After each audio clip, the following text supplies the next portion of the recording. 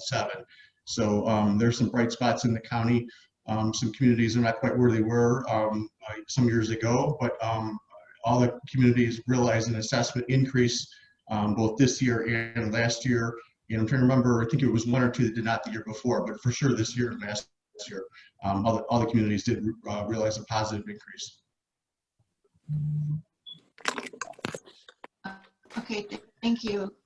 Mark, so with that,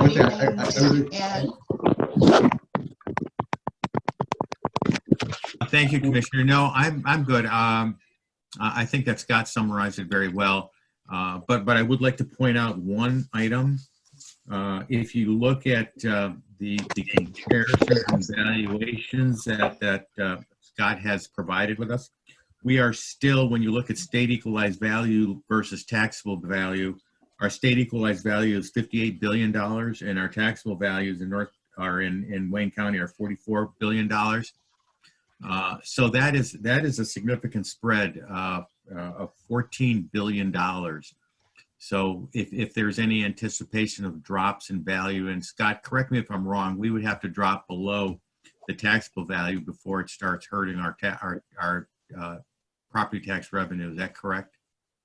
That's correct. So it's, you know, that glass can be viewed as either half full or half empty, depending on how you look at things. So, I mean, from the standpoint of, I mean, I know it's probably in a lot of people's minds, you know, potentially how would the, if there's an effect from the coronavirus on the economy and on the real estate market, you know, what would that do to our potential tax base? In this case, you know, in a certain sense of the word, the glass is somewhat half full. That does provide something of a cushion, the gap between the assessed value and the taxable value. So there is some room for our assessment base to go down before it would actually start to encroach into our tax base or into our actual dollars.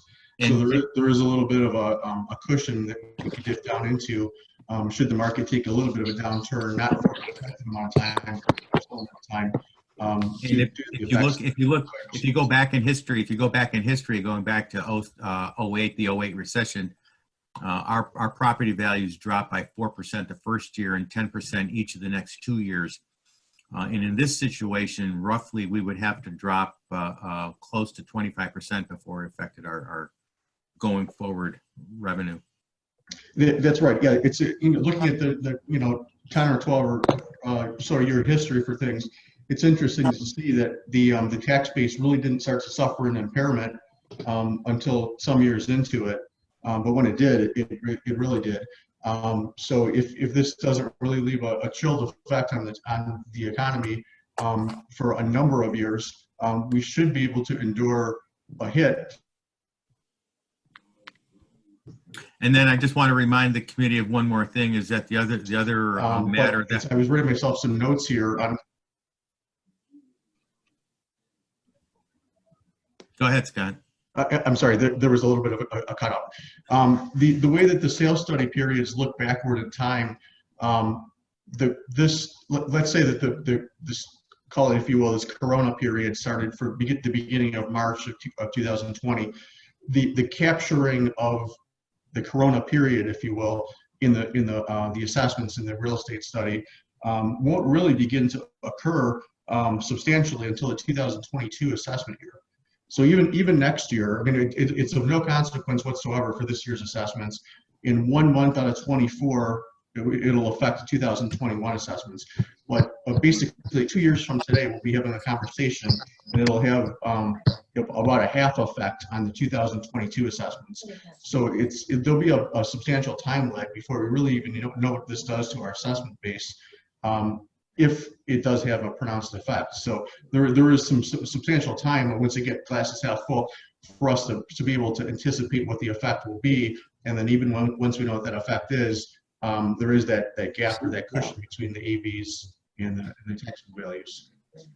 And I just wanted to remind the committee of the other matter that affected tax bases in Wayne County over this period, aside from the recession, was that Detroit went through a significant reassessment period starting in, I believe it was 2015 through 2018, and we are now virtually through that. So that's all been addressed, and the numbers are good as it stands right now. Yeah, one of a positive factor for the city of Detroit, and I mean, there are some debates in the media on how much one believes it, but I happen to believe it, that the city has put a substantial return to equity in its tax base and the dispersion of its tax burden in its assessments in Detroit, which definitely has a positive effect on tax collections and on the way that the assessments are set in the city. So given that the city is such a substantial portion of the overall tax base for the county, that has an indirect and positive effect on the county as a whole, for given that the city is really tightening up its finances and its assessment practices. Thank you. Commissioner Palmera and Anderson had joined us. Thank you. Commissioner Baydoun has a question. Uh, Commissioner thank- Baydoun? Thank you, Madam Chair. Thank you, Scott, for the presentation. I agree with you on your assessment as far as the evaluation. In the event we have a drop in the market, I personally, from my experience, I don't think we're going to experience a drop in the real estate market like we did in 2008 for several reasons. One of them is we have so much mechanism in place right now where the real estate industry, the mortgage industry is very solid, and you don't have a lot of the old practices where people can just walk away from their homes unless they legitimately lost their jobs. And the other factor is the lack of inventory. In 2008, we had about 2.5 million units on the market, and now we have about 1.5 million, and we're expecting the real estate market to really take off once this coronavirus is over towards the end of the year. Obviously, the sales are going to be down in 2020 because we're missing the spring season. But even if we go down in 2022, I don't think we're going to come anywhere near the 44 billion taxable value, and that's mainly because of Proposal A. There's a big gap, and I don't think we're going to experience much losses, if anything. But a question, Scott, you mentioned there are 9 cities that are back to the 2007 level. Can you tell me which cities those are? Yes, and for your reference too, if you're looking at I mean, I'll tell you right now, but for later, if you wanted to go back to the report, I have it in front of me here. If you refer to page 25 of the report, or 25, 6, and 7, mainly page 25. Okay. And as far as the tax base goes, I see it. I see so it. there are 9 of the 43, and of the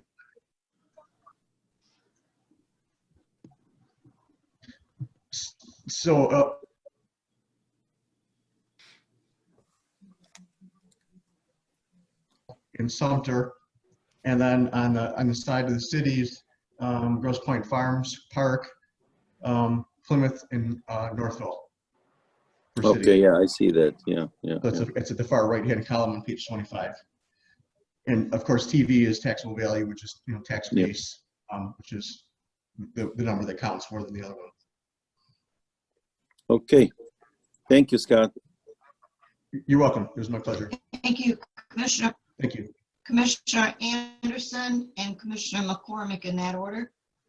Thank you. One thing I did want to mention, I think, addressing what Commissioner Baydoun said, I think he's probably right. The market's going to take off, but I also think that all depends on how many folks get back to work, and timing with school starting and everything is going to have an impact on how busy the market is, based on the sense of security that people are going to have with the jobs that if they're returning to the jobs they had. If they're out in the job hunting market, it's going to have an impact too. So I don't think it's assured that we're going to see a boom market, but because there's so many factors, and I think those are a couple of factors that are going to have an impact on it. But I also wanted to ask Scott, wanted to ask, are there any outlying issues with the figures that we have in front of us what we have to approve today? Or is there any challenges from any of the communities across Wayne County? No. Getting back to just the sort of the perfunctory discussion of the annual business of county equalization for the listening audience, which is the intermediate level of government, the county commission, checks and balances process of reviewing the assessments of the local level of government executive branch function of property assessment. So you have the legislative branch of a higher level of government checking the assessments of the executive branch of a lower level of government.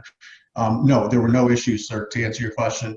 In other words, there were no equalization factors that this division is recommending that the commission place upon any assessments. So we recommend that the commission not add any value or take away any value in the aggregate to any of the classes for any of the local units of government. In other words, very simply put, everyone did their job and did it properly this year, and we don't recommend any remedial action to put things in line because everything was in line in the first place. Okay, thank you. That's all I have, Madam Chair. Thank you. Thank you. Commissioner McCormick? Thank you, Madam Chair. So my question was similar to that of Commissioner Anderson's. Just to clarify what you just said, has there been any disagreement in the increase or decrease of the property assessment of your report by any of the communities? There has been no, to my knowledge, no disagreement for the increases or decreases for the numbers. Actually, this meeting that you are conducting right now is the venue for voicing such a disagreement for essentially an equalization appeal. This is the proper venue for an aggrieved party to come forth from a local unit of government or for a school official. So for instance, an assessor or a school board president or ISD president or so forth would come to you this morning and would say, I disagree with the findings of the equalization division, and for these reasons, I think it should be higher or lower, or one thing or the other. But we have heard nothing to that effect. And I think it's also important to keep in mind too, the equalization function considers the level, it's reviewing the level of assessment, the statutory level of assessment of 50% in the aggregate. So it's across the entire property class, so it's all the properties in the class. So if you had let's say a class of properties for commercial property, it's 1,000 parcels.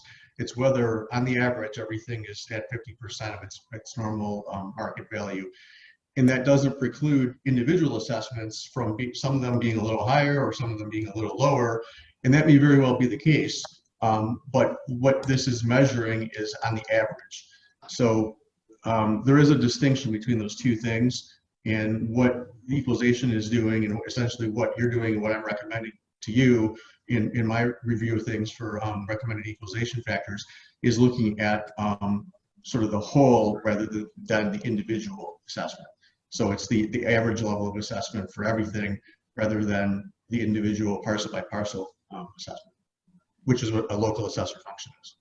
Okay, and so I assume the municipalities were, of course, notified of this meeting so that they could appeal if they had any issues with the assessment.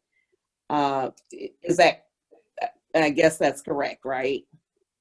Yes, ma'am. And all the meetings are they're always conducted on statutorily prescribed dates. So everything always happens.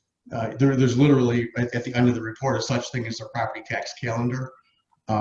and it's sort of hard to miss because it's so voluminous, and Okay. it's really it's sort of the date planner for assessors and equalization directors. So everything every week to every month has something going on in the assessing and equalization world all year long, and everything Right. happens according to a statutory date. So it's in this field. So it's very- they know, they're full aware of the dates and deadlines. So Very much so. yeah, I just wanted to clarify that. And Yes. if they were to appeal, what would that process look like? They would come forth to you, to this body, to the members of the committee and the commission as a whole, and that would be considered an equalization appeal. And as you know, the equalization department doesn't have any real power to do anything. All we do is we work for you. We are your technical advisors. We're your delegated experts, technical advisors. We make recommendations to you, but we hold no power to do anything. You hold all the power to do everything, to do or not do one thing or the other, or to amend our recommendation. And you've done that in the past, most recently last fall with Schoolcraft College with the apportionment of its tax rate. So the discretion and authority rests with your body. So if it were persuasive to your board, then your board could act accordingly in accordance with its wishes. Okay, and so what would be the deadline for any opposition to this? Well, The second and fourth weeks respectively are the preliminary and final weeks in May for state equalization. thank you.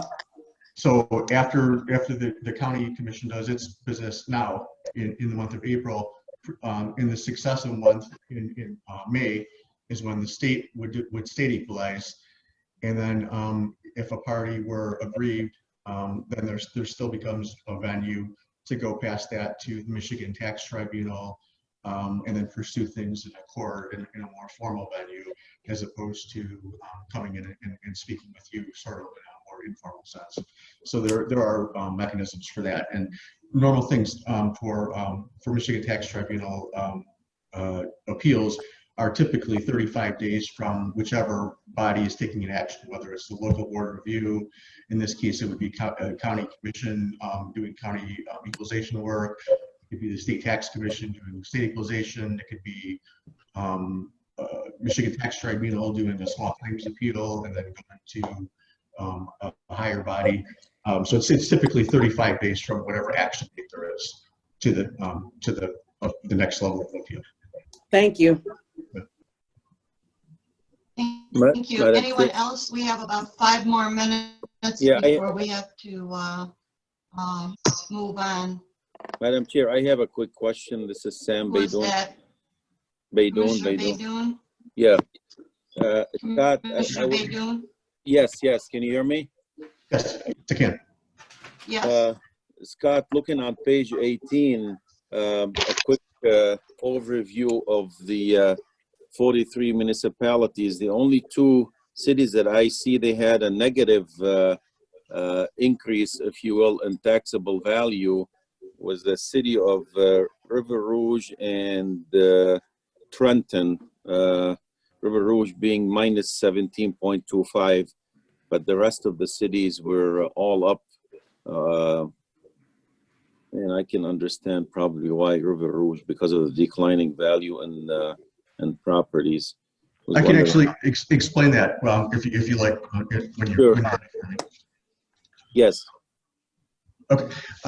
There are in both cities actually, in River Rouge and Trenton, there were 2 DTE energy plants that were in the process of being decommissioned, stepped down over the course of the next couple of years. And they appealed their assessments, and they tried their cases at the Michigan Tax Tribunal, and they received very large adjustments to their assessment between the local assessor that was negotiated and counsel for the for DTE, and that was approved by the court. So there are step-down assessments for the next couple of years as those plants are decommissioned and the value fades away. The value is progressively coming off the assessment roll. So the value is coming off in the tens of millions of dollars per year in the next couple of years. So it's a very substantial hit to those communities. But it's the same exact situation in both places. Both of those riverfront communities having the electric plants that are stepping down. I think they're both coal facilities that are both being decommissioned for the sake of environmental interests. Okay. Thank you, Scott. Yes, sir. Thank you, Commissioner Palmera. Thank you, Madam Are Chair. you done, Commissioner Baydun?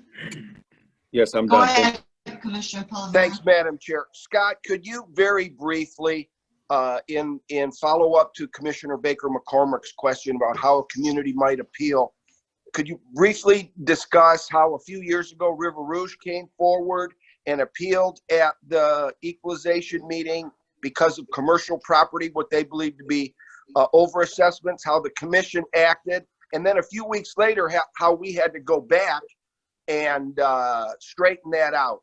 In just a minute or two tops, could you explain what happened there? Sure.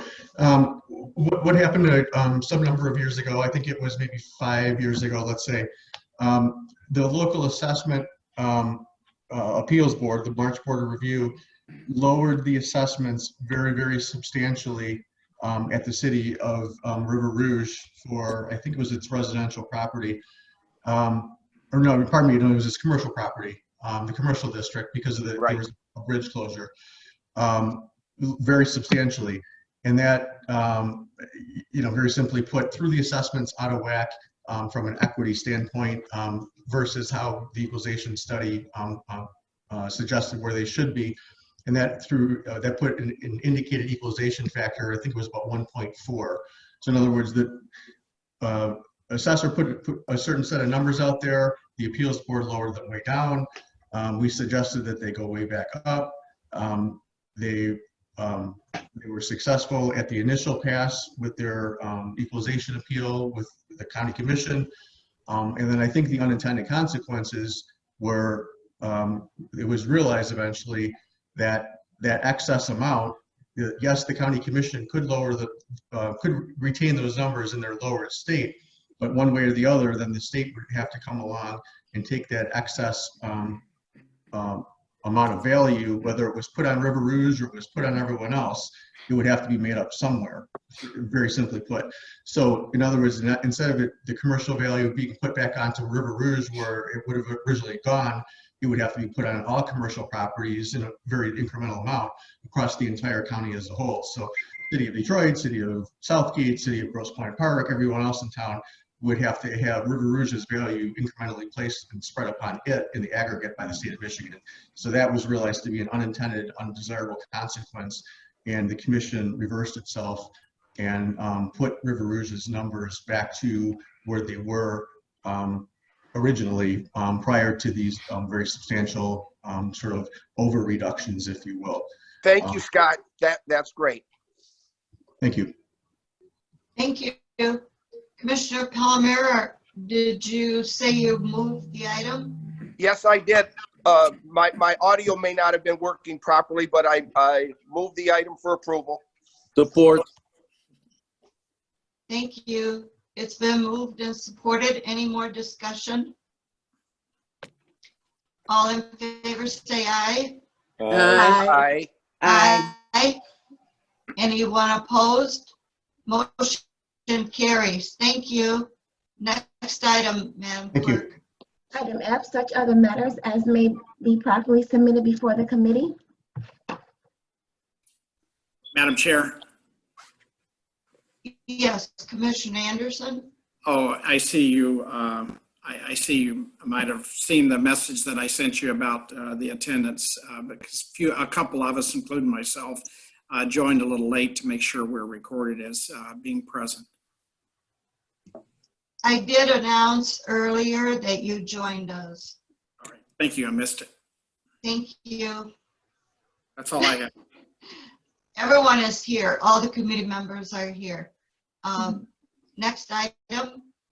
Item E, public comments.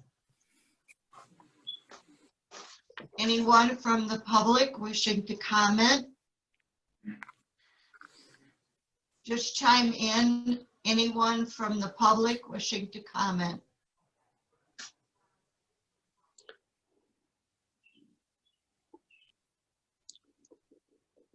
One person has been trying to come on with an audio and has not been able to connect their device. We can't do it for them. But if they can hear me, but they can't comment, there will be another period in full board starting at 10 o'clock.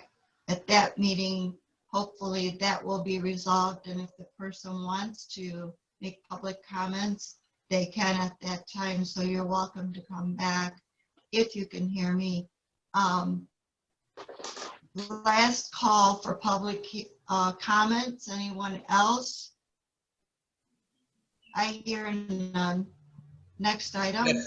Item G, adjournment. Move to adjourn. Madam Chair, before you, Commissioner Scott, no, this is Commissioner McCormick. oh, Commissioner McCormick. Yeah, yes. I was just gonna say before we adjourn, do you want to see if they want to type it out in the chat area? Is that something that? I don't believe that they can, we could do that. Because I don't know if it's pertaining to the, I guess it would be pertaining to the equalization. I don't know if we need to allow them. Yeah. This is David Skillman from Government Administrators Association. I don't know if you can hear me. Yes, we can. We Great. can hear you. Yeah. Thank you, commissioners, and thank you for holding this meeting this morning. This past week, we entered in, and I didn't see it as an item on your agenda. I guess it's on the next meeting, but in any event, we signed memorandums of agreement this week with the county to furlough a max of 25% of our bargaining unit members. Under the guise of that, the editors and creditors, as a result of coronavirus, were knocking on the door about to move us out. And so hearing the information that Scott provided and Mark and Commissioner Bowden stated, I'm like, there's a disparity here as to what exactly is happening within the county. And so I believe this afternoon at your full board, you are going to be reviewing those MOAs to see whether or not you will affirm them. And the information that was provided to us was completely contrary to what you all are discussing today. And so I just want you to bear that in mind as you view those MOAs, and then to the extent that the county's representatives are there providing you with information as to why they did that, to bear that in mind as you hear those presentations and what it was that was told to us was presently happening.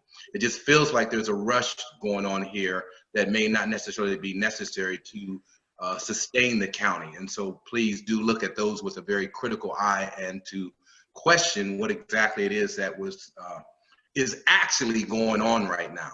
So that's all I have to say as far as public comment. Thank you for your time. Thank you. Thank you. We were taking a motion. Someone moved to adjourn. So moved. Scott. Support. Monique Baker McCormick. Scott and McCormick. All in favor, say aye. Aye. Aye. Anyone opposed? Motion carries. We will see you at full board at 10 o'clock on a different channel. It will be a different number than this. Scott, I just sent you an email. Can you call me after the meeting? Yes, I will. Is your number in the email? Yes, yes. Okay, I will call you right away. Thank you. Sure. Goodbye.